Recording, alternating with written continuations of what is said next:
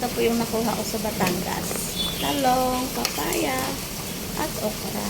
Yan, meron na rin po tayong tanglad. Ito po yung sahog, oh. Lagay ko po pala kanina yung isa, kaya nagganyan na po ang kulay. Yan, ang lalaki po ng sahog ng hipon. Ang hipon po malalaki. Ito yung ulam namin mamaya. Idol, tingnan niyo po, ang ganda.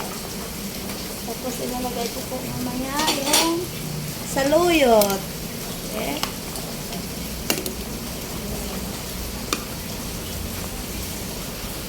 Sama ka ba?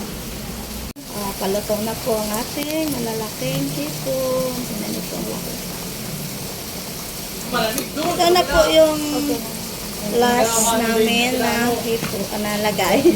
Saluyot po. Yan. Ito po ay masarap. At fresh from Batangas.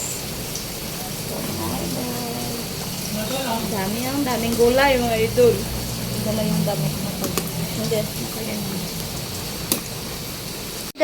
Luto na po ang aming laswa. Ayan, tingnan niyo po. Lalaki ng sahog. Kaya na po tayo mga idol.